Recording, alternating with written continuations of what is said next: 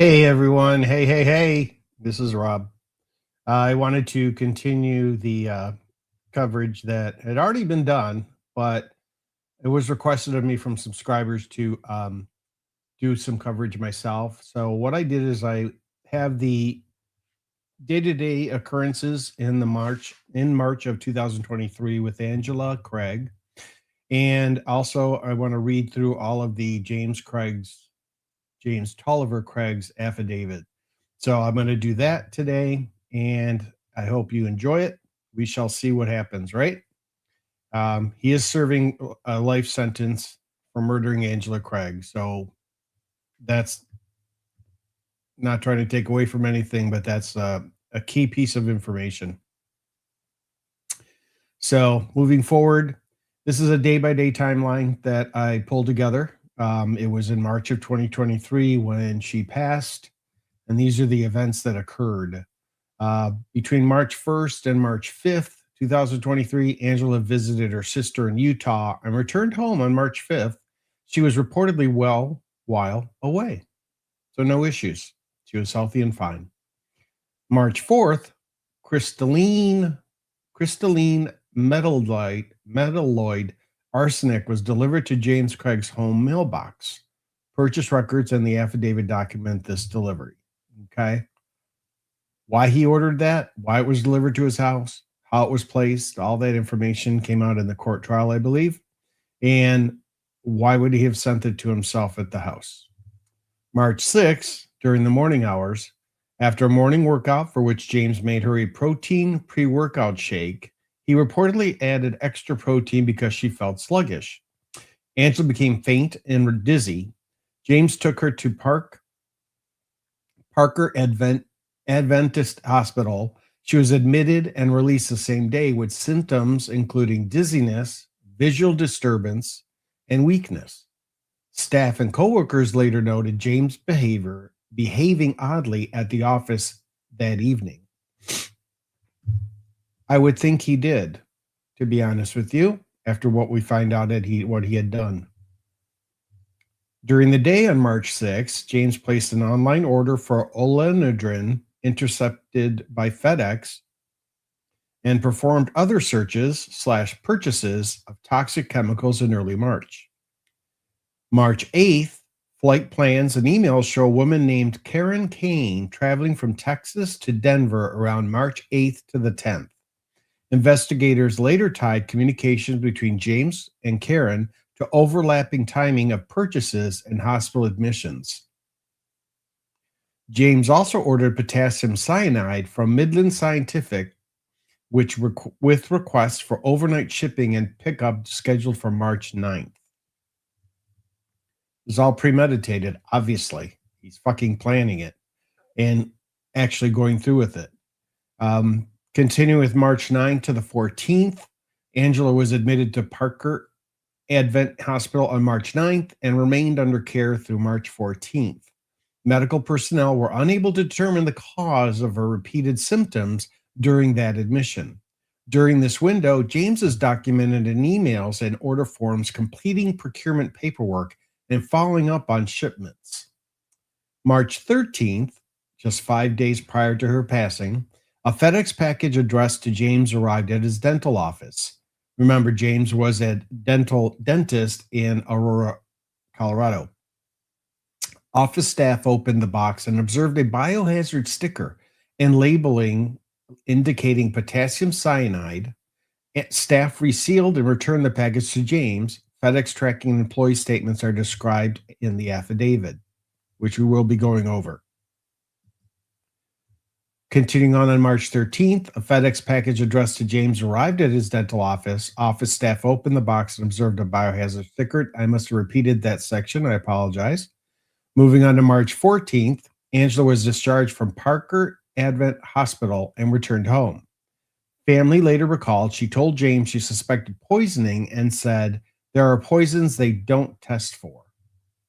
So she was probably aware, since it was her body going through this pain and suffering, and she made the observation, which came to be true. On March 15th, around 11:08 a.m., Angela was brought to University of Colorado Hospital, Anschutz, by her brother Mark at approximately 11:08 a.m. She suffered a severe seizure, was intubated, had no pupil reaction, and developed increased intracranial pressure. She was placed in the medical intensive care unit on life support and did not regain brain activity. This is March 15th. March 16th and 17th, investigators documented James' communications, emails, texts with Karen and other contacts, along with travel plans and possible attempts to conceal shipments. Family members reported marital strife and alleged incidences, including an alleged prior drugging years earlier disclosed by Angela to family. So this isn't his first attempt, but it was his last. On March 18th at 4:29 a.m., Angela was pronounced brain dead by University Hospital physician Natalie Held. Police subsequently obtained warrants and arrested James. He was booked and later charged with first-degree murder. And as for anyone who's followed this, the court trial came to fruition in 2005, this year, and in September, he was found guilty as well as sentenced to life imprisonment. Now I'm going to show you a quick glance at his mugshot.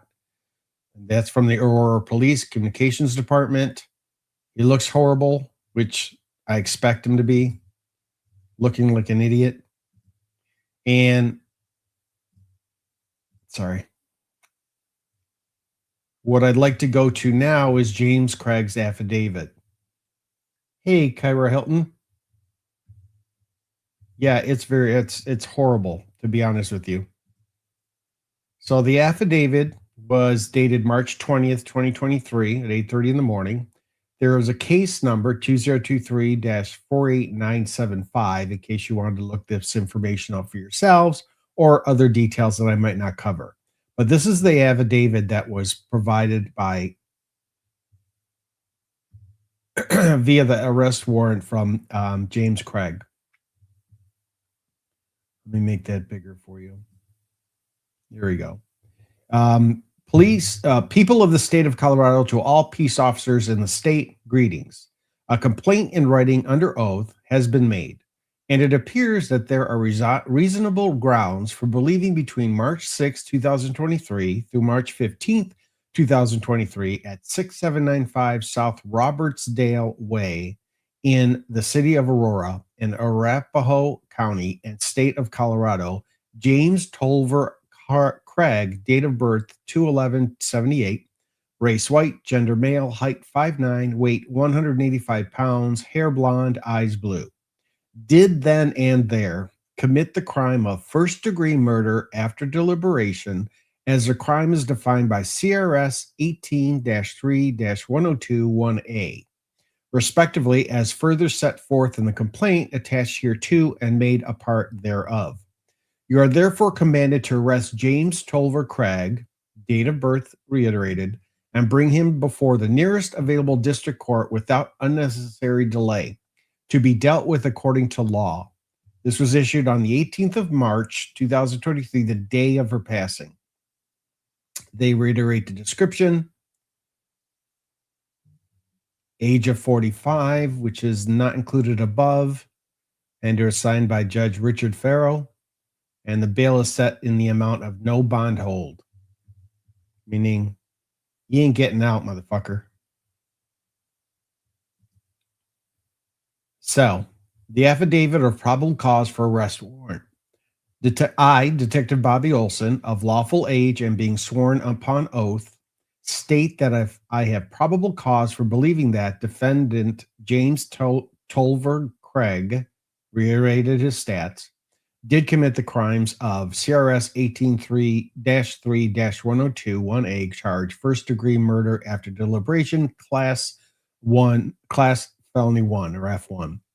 Your affiant, Bobby Olson, is a police detective with the City of Aurora Police Department and has been employed since July 2013. Your affiant was previously a licensed peace officer in Minnesota from 2004 to 2013. Your affiant has authorized numerous search and arrest warrants while participating in individual and organized crime related investigations Additionally, your affiant has conducted and supervised hundreds of investigations in both an overt and covert capacity. Your affiant is currently assigned as a detective with the Aurora Police Department Major Crimes Homicide Unit, MCHU. Your affiant is responsible for investigating significant incidences of violent crime, focusing on homicides, attempt homicides, and officer-involved shootings. Your affiant has conducted numerous investigations in this capacity and routinely utilizes search warrants for residences, vehicles, cellular cellular call detail records, social media accounts, etc., as an investigative tool when appropriate. As a detective, your affiant is authorized to carry firearms, execute warrants, make arrests for offenses against the state of Colorado, as well as perform other duties as authorized by state and federal law.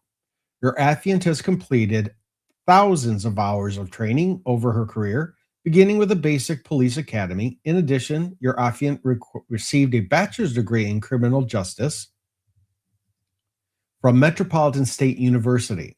The facts below are based on personal knowledge and or interviews with witnesses and fellow officers and or review official law enforcement reports. I'll stop here.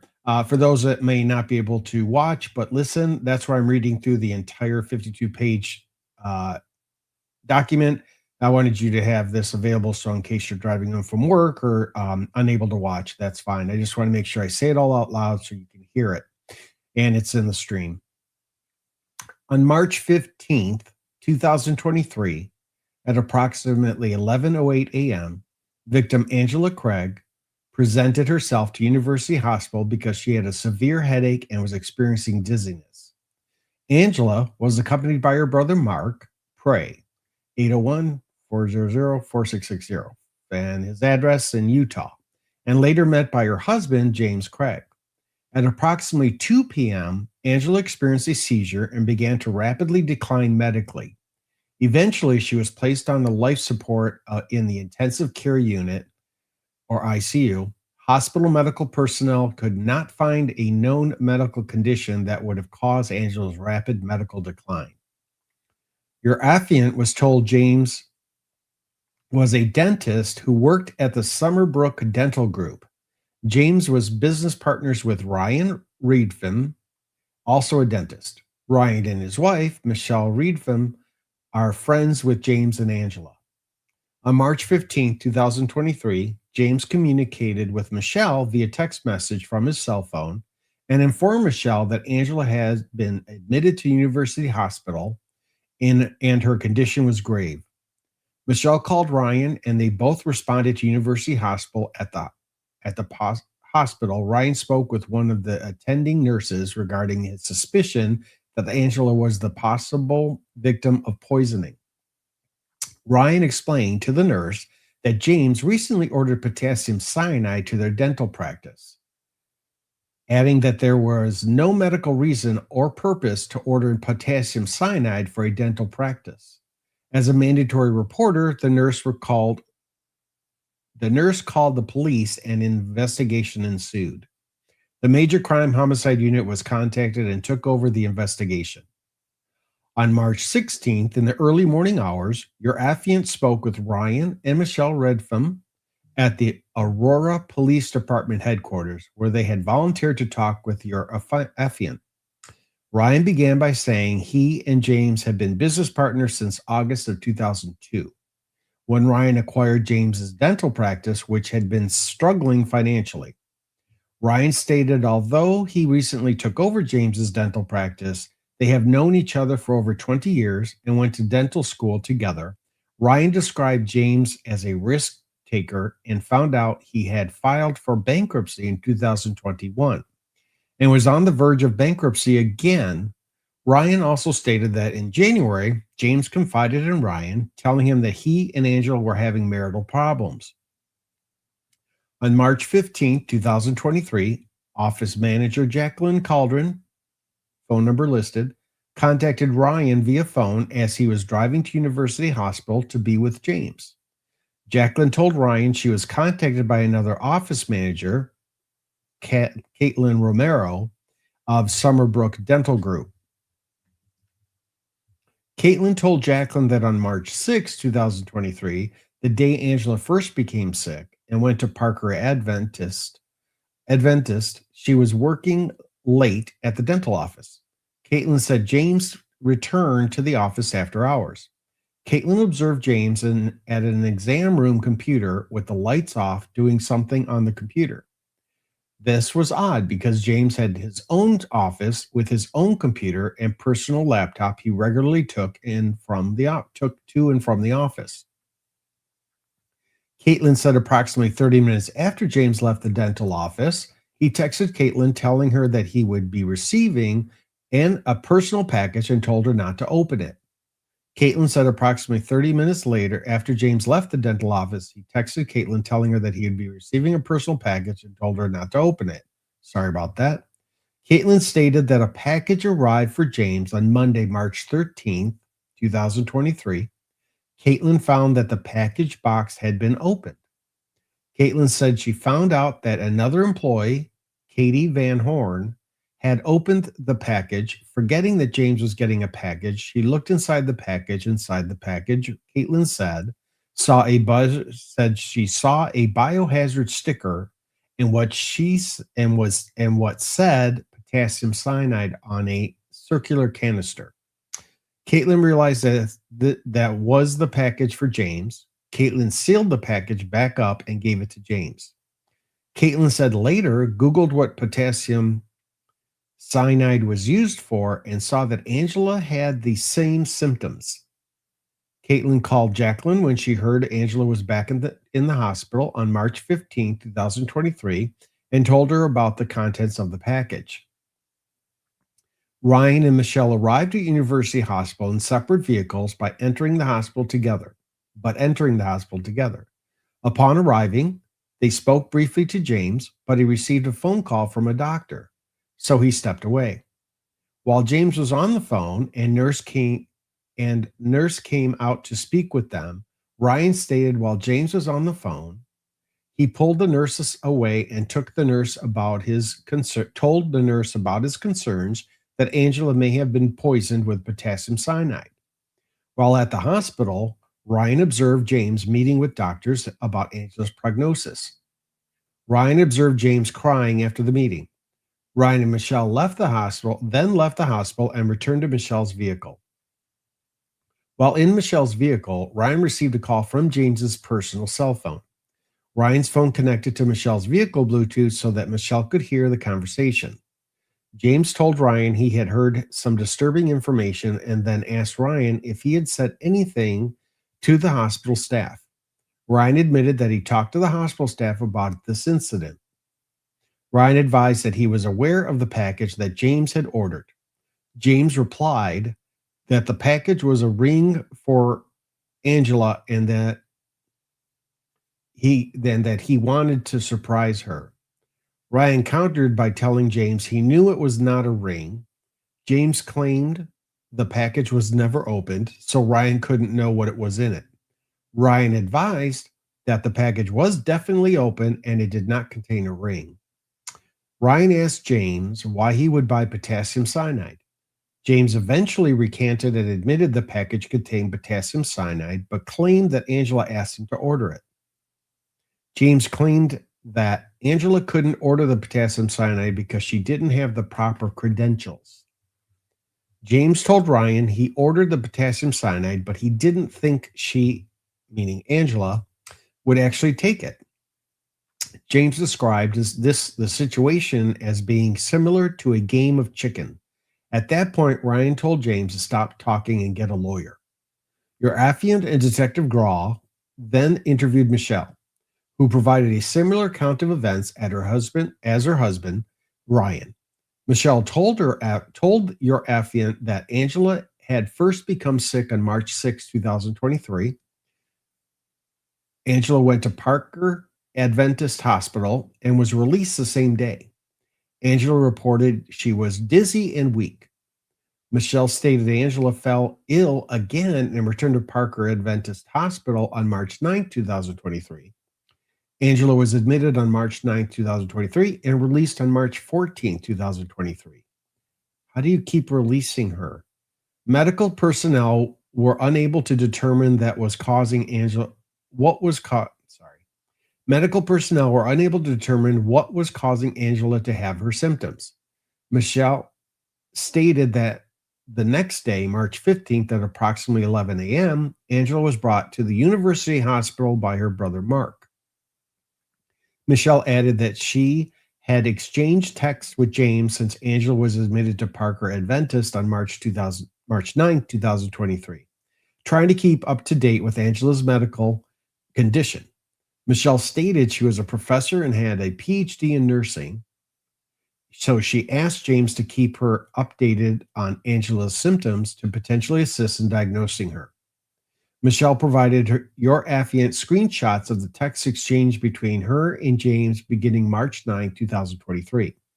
Your affiant confirmed the contact, Jim Craig, in Michelle's cell phone was James' phone number listed here. Your affiant reviewed the text messages. The blue boxes outline Michelle's statements, and the white boxes outline James's responses in reference to Angela's medical conditions. So without going through each of the text screenshots, I'm going to go back to the verbiage. So I'm going to fast forward. He's describing symptoms. They're discussing Angela. And these are pictures of her in the ICU, I believe. The text messages, continuing on with the verbiage from the affiant. The text messages noted the day Friday was March 10th, 2023. The text message noting yesterday was on March 15, 2023. Michelle contacted your affiant on March 15, 2023, and approximately 9 a.m., Michelle stated James called Ryan. However, he did not answer. Ryan then received the following text messages from James. So you have recent phone number. You have also names like Jim Craig listed in the cell phone with a mobile number. I don't want to read through these because I think they're too heart crushing. So, but they'll be in the stream so you can pause and read them for yourselves.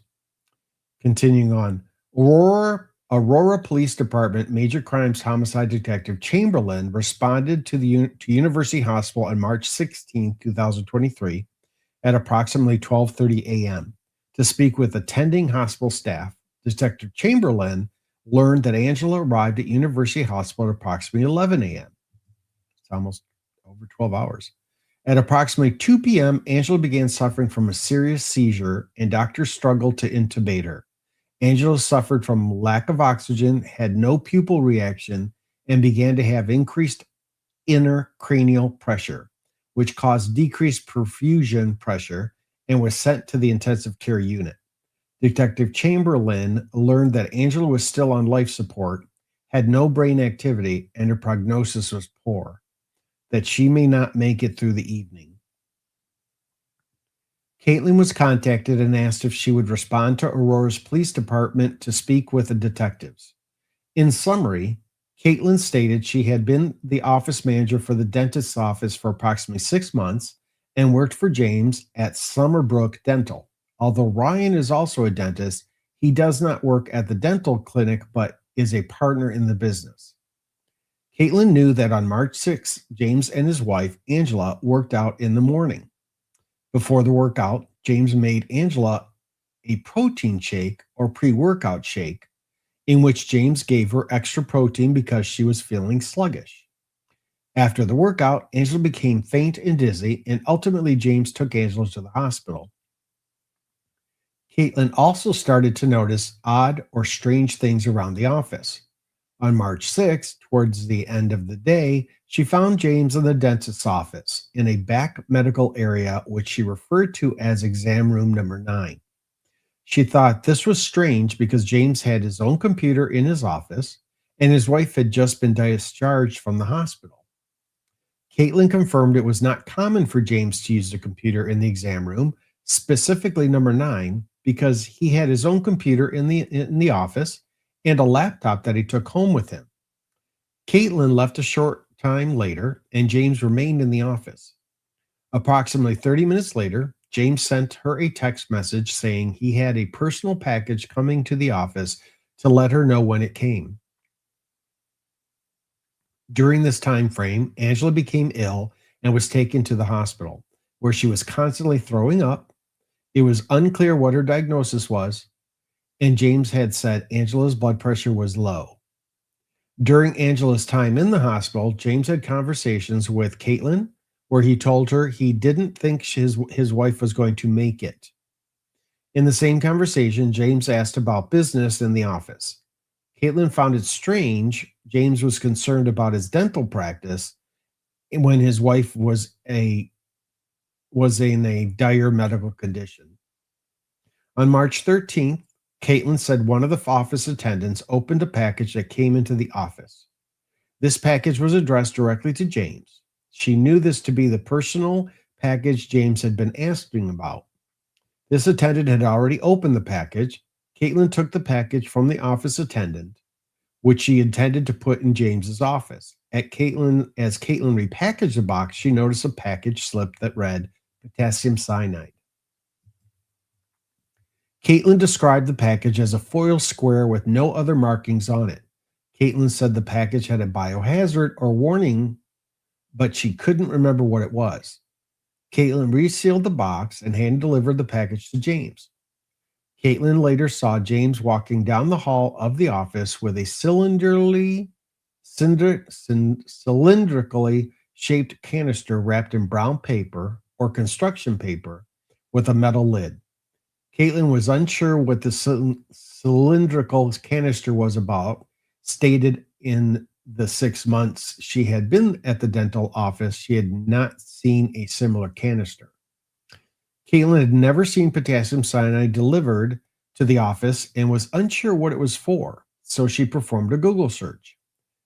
In that search, Caitlin noted the side effects of ingesting potassium cyanide and matched the same symptoms Angela had been exhibiting over the last week, including nausea, vomiting, and low blood pressure. Caitlin said James told her when Angela was discharged March 14th, she made accusations that James had poisoned her. Angela said something to James along the lines of, "There are poisons they don't test for." Caitlin heard from James that Angela was sent home on oxygen, and they didn't know what was wrong with her. On March 15th, Caitlin learned that Angela was back in the hospital with the same symptoms. Caitlin said at one point she called their manager, Jacqueline, and who also thought James might be responsible for Angela's sickness. Caitlin then shared the information that she had about finding the potassium cyanide invoice. Caitlin stated she knew that James and Angela were having marital problems because James had recently mentioned he had told Angela that he wanted a divorce.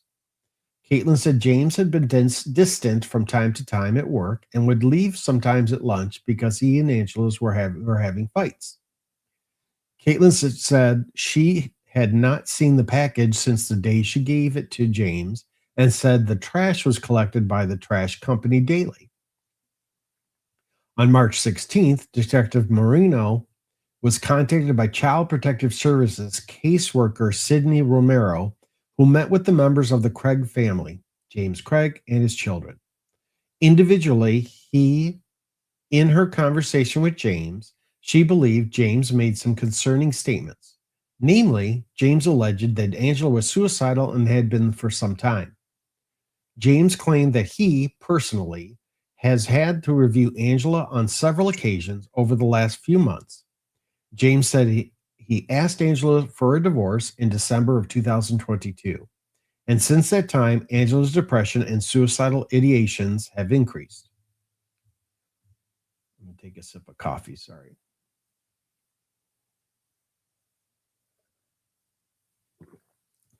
James believed that Angela was intentionally overdosing on opiates and another unknown substance. James never reported any of these incidences, never sought medical attention for Angela during or after the alleged overdose attempts, and never sought professional counseling or therapy for Angela's depression and suicidal ideations. James told Sydney he was sure that Angela's toxicology would come back positive for substances, but said he did not know what kind. Sydney felt compelled to report the following statements because none of Angela's children mentioned their mother's depression, nor did they mention any alleged previous suicide attempts. Sydney believed that it was improbable that this type of event, overdose suicide attempt, could happen with no one inside the household except James being aware. Sydney provided her opinion that James was attempting to build a cover story for what really happened to Angela. On March 16th, Detective Marino communicated with a friend of the Craig family, Jennifer Reeves. Jennifer informed Detective Marino that James was currently at her residence and intended to spend the night with his children while he was waiting for his two oldest children to come in from out of town. Jennifer stated she resides at such and such address in Aurora, Colorado, and that James would be there through the morning. On March 16th, hey, dear reader, thanks for joining. You go ahead and work and just listen if you want, not a problem. On March 16th, Detective Marino communicated with a friend of the Craig family, Jennifer Reeves. I repeated that, sorry. On March 16th, Detective Marino submitted the 3 search warrant applications and affidavits to the 18th Judicial Circuit Courts. One for James and Angela's home, address provided. One of the Summerbrook Dental Office, address provided. And one for Jennifer's address provided. Detective Marino was sworn by Magistrate Richard Ferrero, who signed and issued all 3 search warrants. So not judge, but magistrate. Different states have different titles for the judicial officers. On March 16th, at approximately 8:30 a.m., Aurora Police Department Detective Graw and your affiant responded to the address listed where we spoke to James. James stated he did not wish to speak to us about his wife's medical status. James was provided a copy of the signed search warrant requesting his cellular phone, Angela's cellular phone, his wallet, and his laptop. James handed your affiant Angela's cell phone and provided the passcode. James then handed your affiant his cell phone, a light blue iPhone 14, and provided the passcode. James said the laptop that he used regularly was at his dental office. James provided your affiant with the laptop's password. James said he did not carry a wallet but kept his credit cards and ID in his phone case. Your affiant took pictures of the cards and his Colorado driver's license and gave them back to James. On March 16th at approximately 8:45 a.m., your affiant, along with other major crimes homicide detectives, responded to address listed and executed the search warrant. Upon clearing the residence to ensure no one was inside, your affiant noted the house was affixed with both external and internal surveillance cameras. After the residence was cleared, Aurora Police Department Detective Marino completed an amended search warrant to include the seizure and search of the external and internal surveillance equipment and recorded surveillance footage. The search warrant was signed by 18th Judicial District Magistrate Heidi Kucher. During the search of the residence, multiple items believed to have information and or evidence related to this incident were located.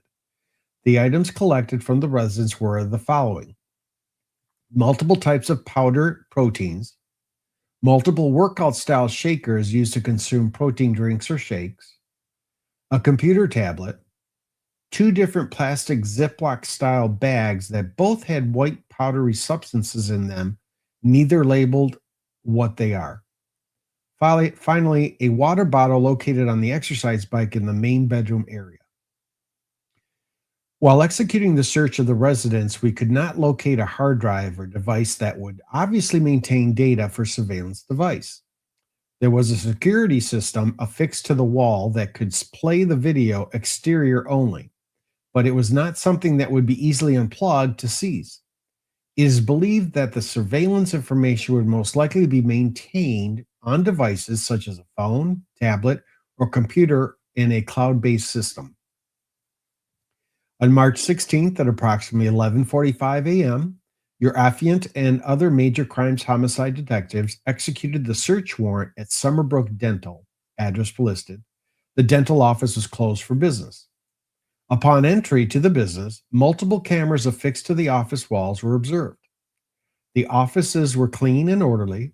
The information previously provided was that James had been in a dental room 9, where he was on the computer there in the dark. Your affiant viewed the dental room and found it to be an open style dental room, allowing someone to sit if a person were at the computer. Each room had individual lights, but when not illuminated with overhead lights, the rooms were dark. Each exam room was identified by a silver metal style number on the hallway walls next to the entrance of the room. Exam room number 9 was found to be at the far end of the clinic's dead end hallway.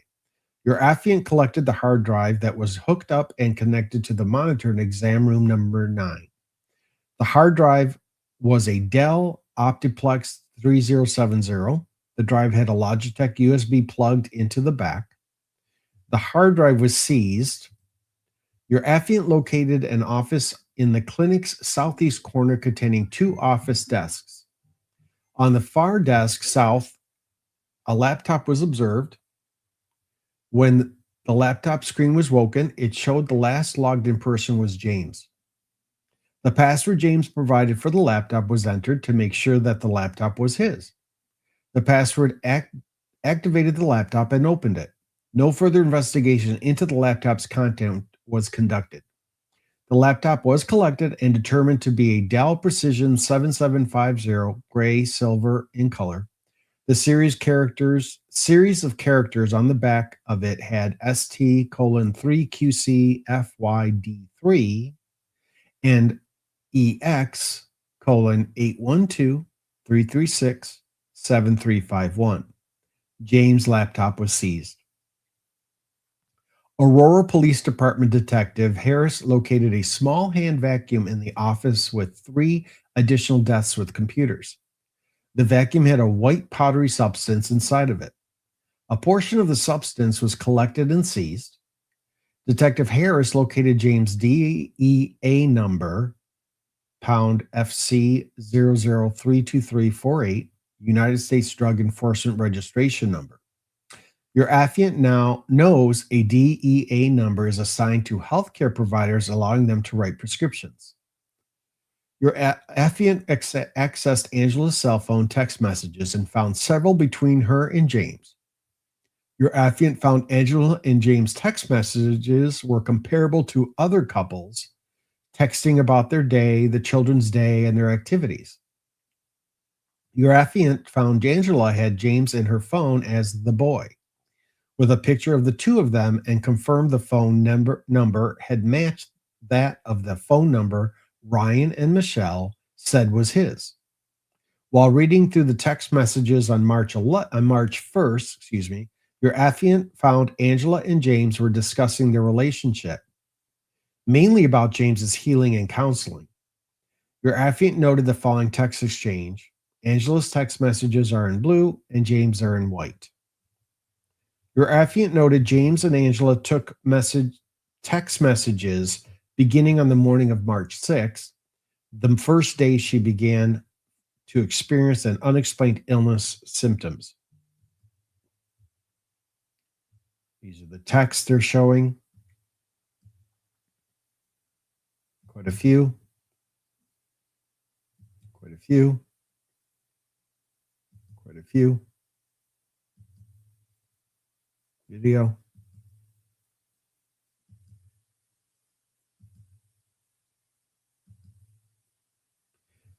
On March 16th, Detective Harris was sworn in by Arapahoe County Honorable Magistrate Heidi Kuchar for multiple warrants.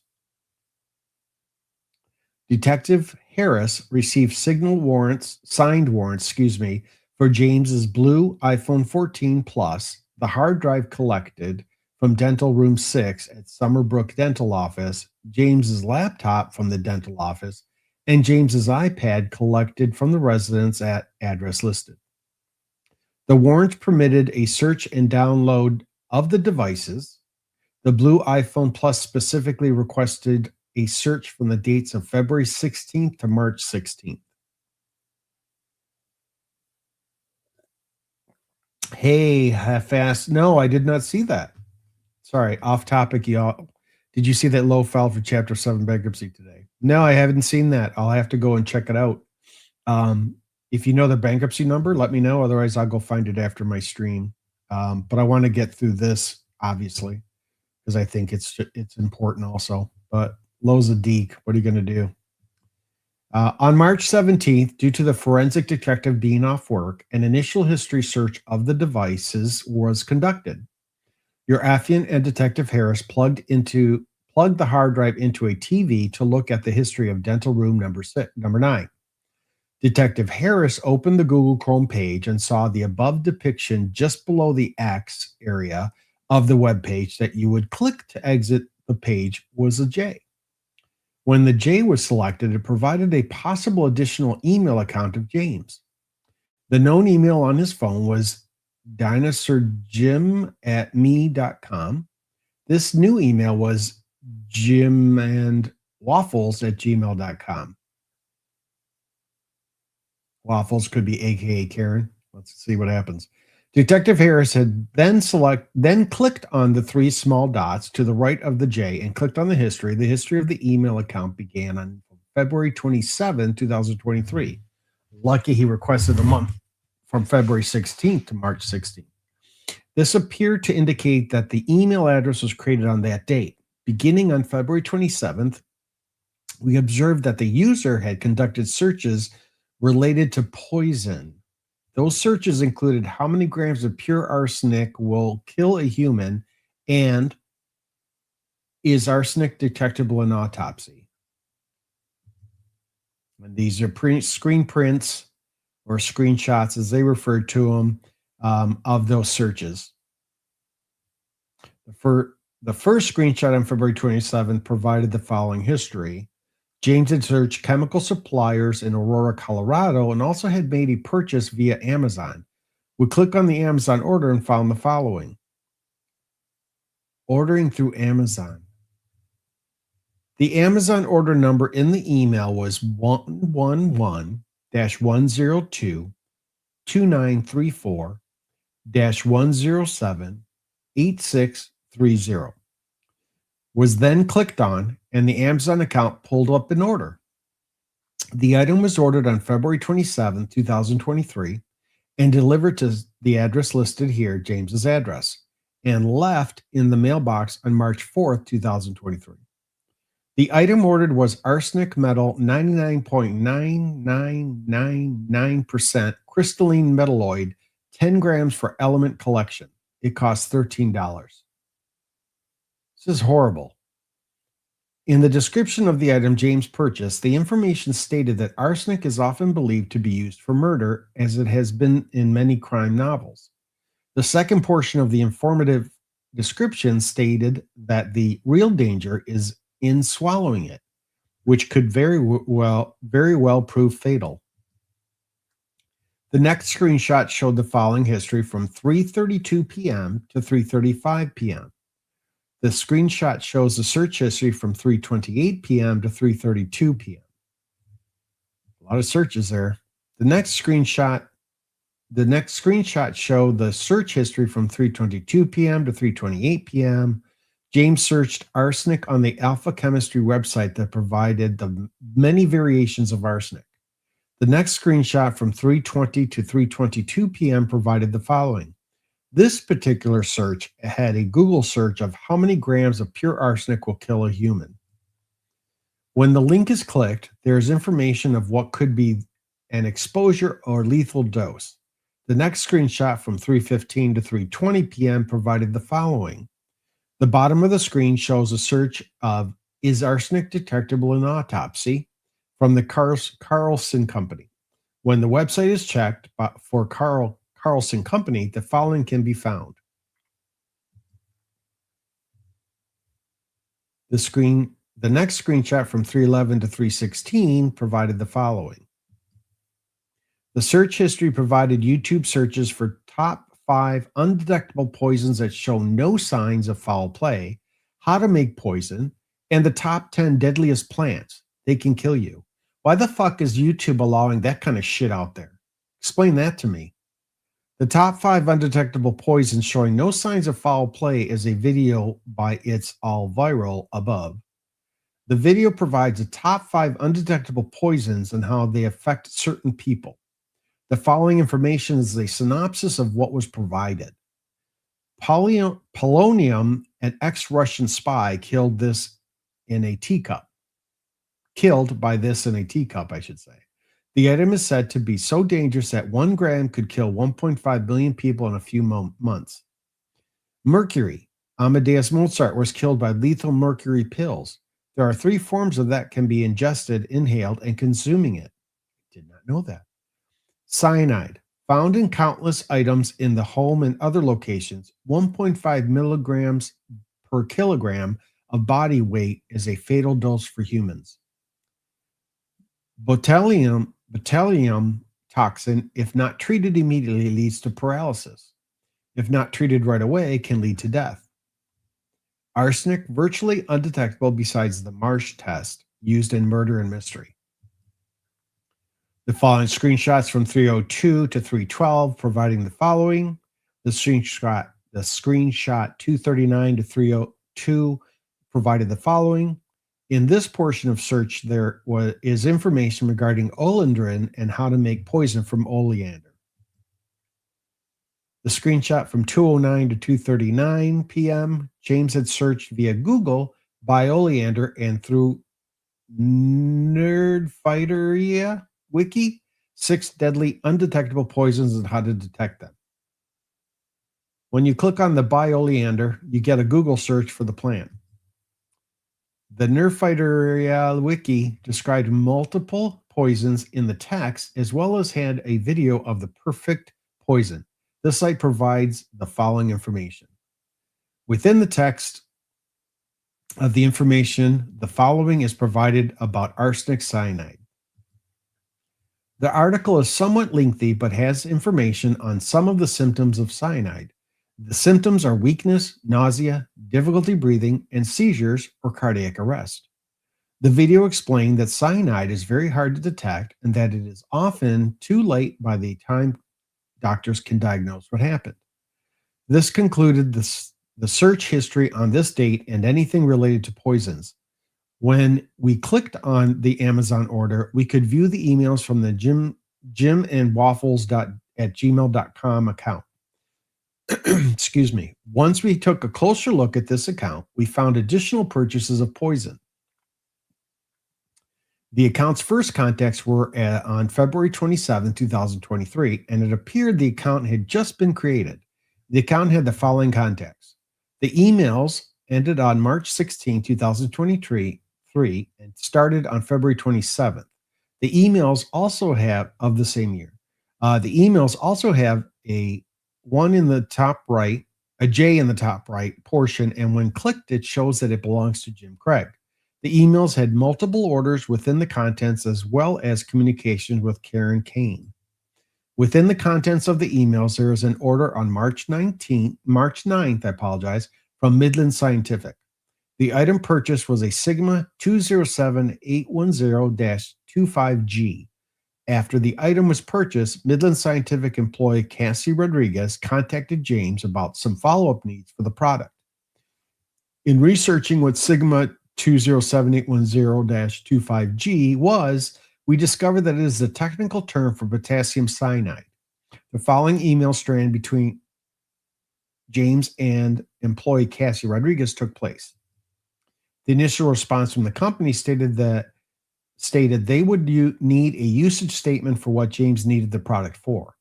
Cassie informed James that they did not have the item in stock, but that they could ship the item overnight. The web order copy was provided and showed that it would be shipped to James's office. The order notes state, hopefully this is in stock and I can come pick it up tomorrow, March 9th. It appeared that based on the order, James needed the product right away, based on that order.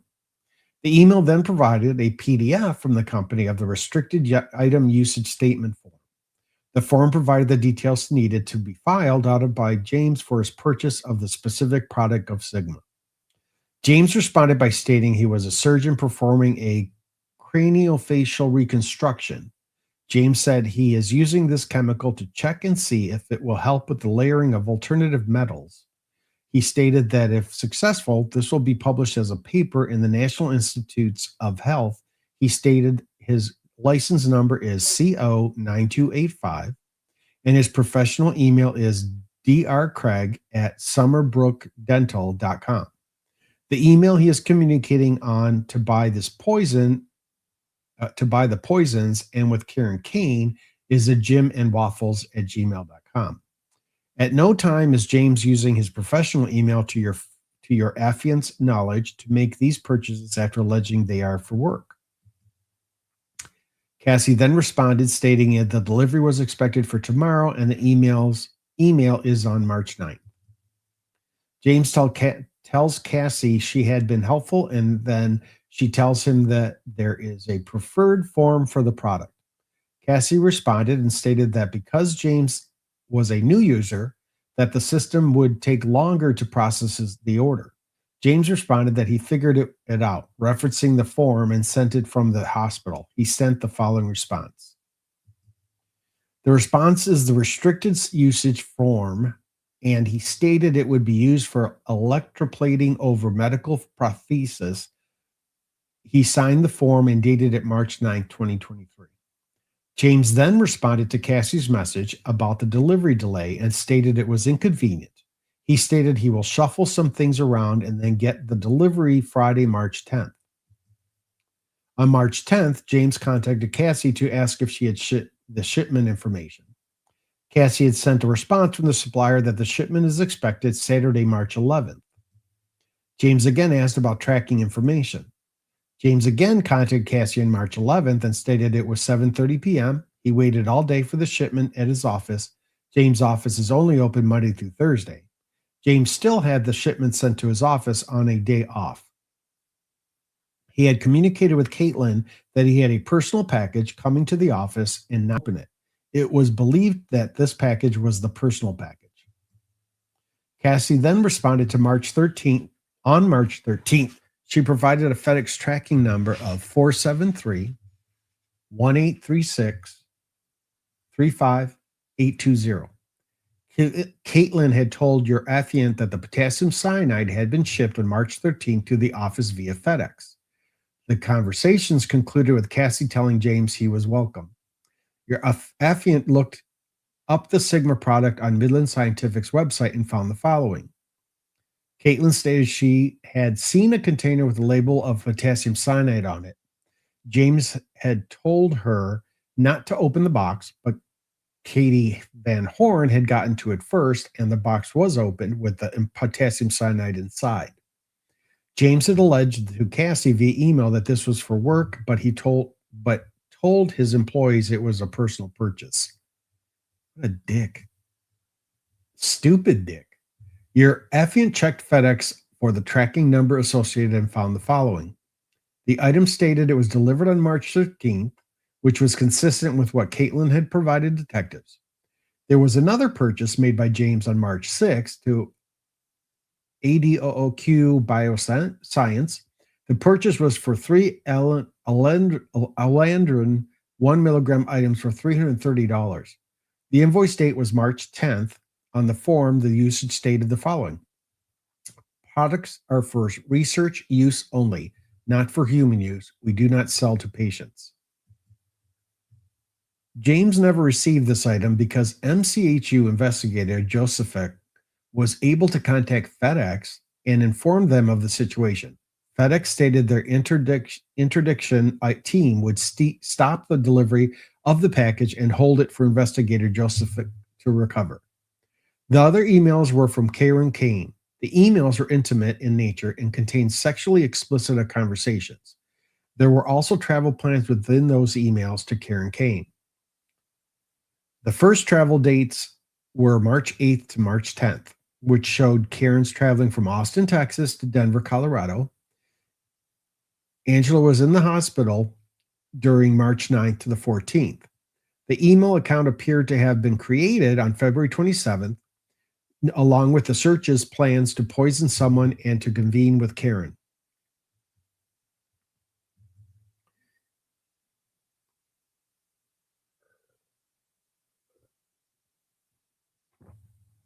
It appeared that James had Karen visit him while his wife was in the hospital sick. The second flight itinerary was from March 16th to the 20th. This flight was purchased on March 4th, which was the same date that the arsenic was delivered to James's house.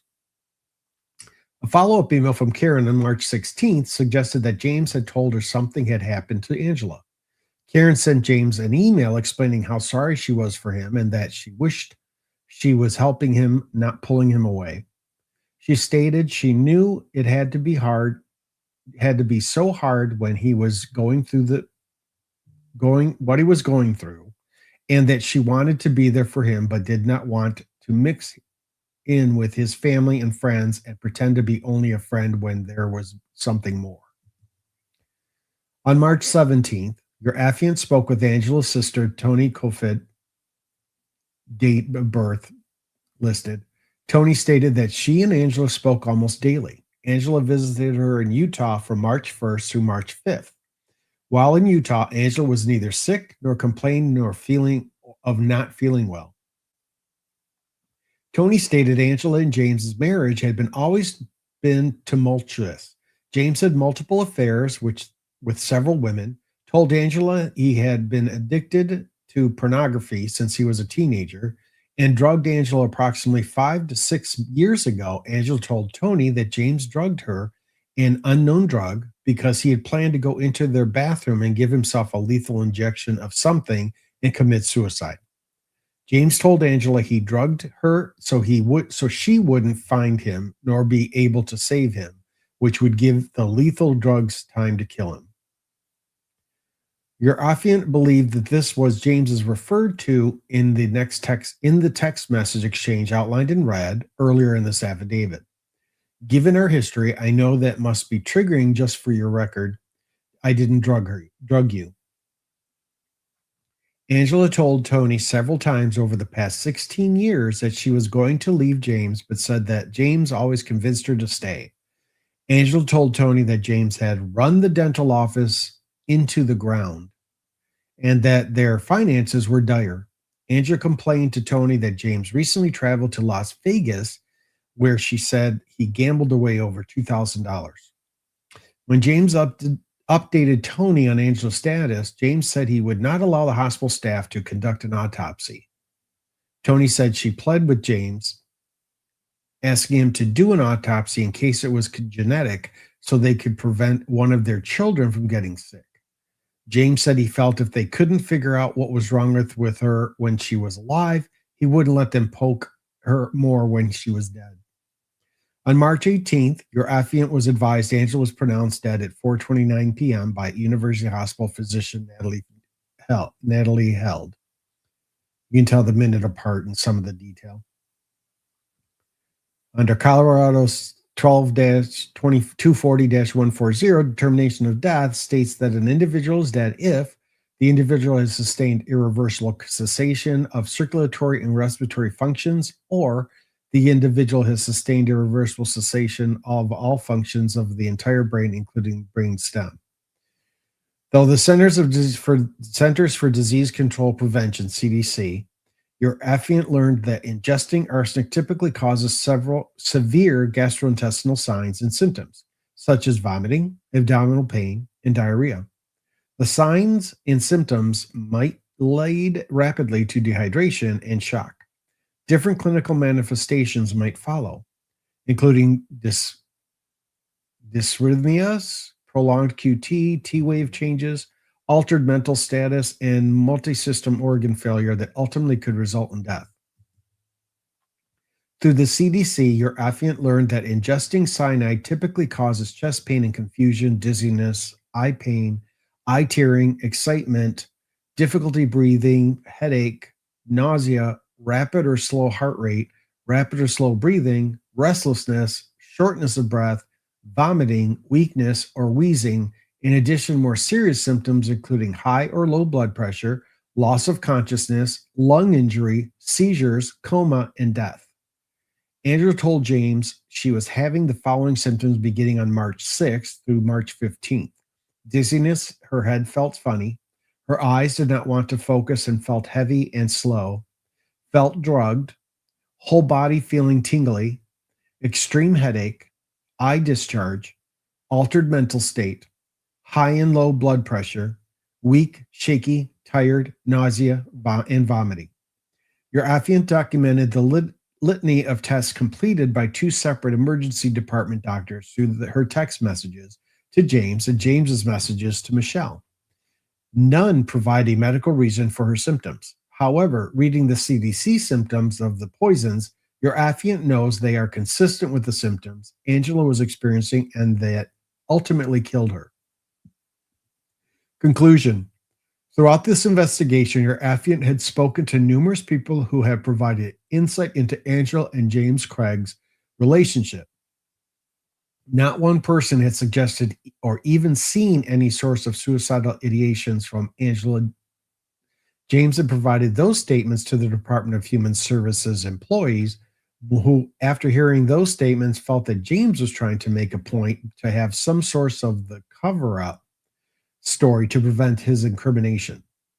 James had made very varied statements to various audiences. He told the Department of Human Services that Angela was suicidal and he had saved her many times but never reported it. James had told fellow employees that his marriage was failing and he was in financial turmoil. He has also been recently communicating with a woman named Karen Kane about what appears to be a sexually intimate relationship. It appears James is flying this woman to Denver while his wife and the mother of his children was dying in the hospital. In totality, this investigation has proven that James has gone to great lengths to try and end his wife's life. On February 27th, he created a new Gmail account, jimandwaffles@gmail.com, which he only used in dental room number 9 within his practice at 14991, address listed. This email account was not found on the cellular phone, his laptop, nor on Angela's phone. While using this account, he researched multiple undetectable poisons and eventually purchased crystalline metalloid arsenic from Amazon.com. After buying this poison, he received an email from Karen Kane about her intention to fly to Denver, Colorado from March 8th to the 10th. On March 4th, the arsenic was delivered to James's mailbox at his home residence. On March 4th, James received another email from Karen Kane for a trip that was scheduled for March 16th to the 20th with a flight plan. On March 5th, Angela returned home from a trip to Utah. On March 6th, Angela was admitted to Parker Adventist Hospital as she complained that her head felt funny, she was dizzy, and her eyes were not focusing. She continued that she did not feel right in her head and that her body was responding slowly. These symptoms were consistent with some of the other symptoms from arsenic. The symptoms per the CDC were vomiting, abdominal pain, diarrhea, dehydration, altered mental state, or organ failure. Angela was released from the hospital on March 6th. James then ordered oleandrin 1 milligram in the quantity of 3 on March 6th. These items were intercepted by FedEx and were not delivered to James. Angela was on March 8th. According to the flight plans from February 27th, Karen Kane came to Denver, Colorado. James then ordered Sigma 207810-25G, potassium cyanide, from Midland Scientific with a request to have the items overnight. He requested to pick them up on March 9th specifically. There were delays in the shipment due to verifying his credentials. James responded while Angela was in the hospital that he could complete the form and that the potassium cyanide was needed for surgery. James showed impatience in the email string between him and the Midland Scientific employee. James then told his employee, Caitlin, that he had a package coming to the office on March 13th and that package was personal. The package was accidentally opened by an employee named Katie, and Caitlin took the package and repackaged it. Knowing James requested it not to be opened. As Caitlin repackaged the item, she saw it was potassium cyanide. Caitlin never saw the potassium cyanide within the business again. It should have remained in the business if it was truly used for surgery, as James alleged. On March 14th, Angela was released from the hospital and returned home. On March 15th, Angela returned to the hospital at approximately 11 a.m. This time, Angela was at University Hospital Anschutz. Angela started to suffer from a severe seizure and was intubated. Angela suffered from a lack of oxygen and no pupil reaction and began to, have intracranial pressure. This led Angela to the medical intensive care unit, where she was on life support and did not regain brain activity. James was known to make Angela's protein shakes regularly and had administered many to her. It was believed he had provided Angela with the poison through these shakes. Per the CDC, the more severe symptoms include high or low blood pressure, loss of consciousness, lung injury, and seizures, and death. James had ordered multiple poisons that were not known to have been located during the searches of his residence or business. James has not attempted to speak with police regarding what occurred with his wife, but has made statements that he had answers to what happened. James had only repeatedly asked for his phone back. Based on the totality of the investigation, James had shown the planning and intent to end his wife's life by searching for ways to kill someone undetected, providing her poisons that align with her hospitalized symptoms, and working on starting a new life with Karen Kane. Your affiant finds there is more than enough preliminary evidence sufficient to arrest James Craig with premeditated first-degree murder. Based upon the foregoing facts and circumstances, your affiant feels that she has probable cause to believe that the offenses, CRS 18-3-102, 1A, charge premeditated first-degree murder, Class F1, Felony 1, has been committed, that Craig Tolliver Craig, dated birth listed, did commit the offense. I have read the foregoing statement, and the matter stated therein are true to the best of my knowledge and belief. Signed by the affiant, Detective Bobby Olson. And that was subscribed and sworn on the date of March 18th, the day that Angela passed. So it's just wrong. It's just wrong. And as we know, he was sentenced to life imprisonment, which some people agree with. Some people think it should have been worse. But I wanted to at least close the loop on this from my perspective. I didn't want to leave it hanging without everybody knowing what actually happened to him and what was stated through the investigation. It's a tough one to cover. I just want to let you all know that. There's parts that trigger me, so that's why I had all weekend thought about, do I do it, do I don't do it? But I just wanted to finish the loop. I did the 2 streams, and I hope that Angela finds peace wherever she's at, and I hope her family and friends know that it's from the bottom of my heart. I pray for you all, and I don't want anyone to ever go through something like this again. Being that he's locked up, I pray that he's never let out loose to be able to do this again. And it did teach us a quick lesson, just like the assistants in the office. If they saw something that was wrong, bring it up, say something, don't wait. Because that could have made a difference in her life if they would have brought up the fact that there was potassium cyanide sent to the office. Not that they'd know why or what, but just something was odd about that. And I don't care who you work for, it's something that you need to make a note of and let the right people know, or maybe his partner, something. But just think about the difference it could have made. Don't feel bad. Don't worry. I'm just letting other people know. If you see something, say something. It's a very simple statement and catchphrase to follow. I do want to say that Angela is free. I want to add that James will never be free. Okay. So let's end on that note. And I thank you all for attending today and listening to me talk about this.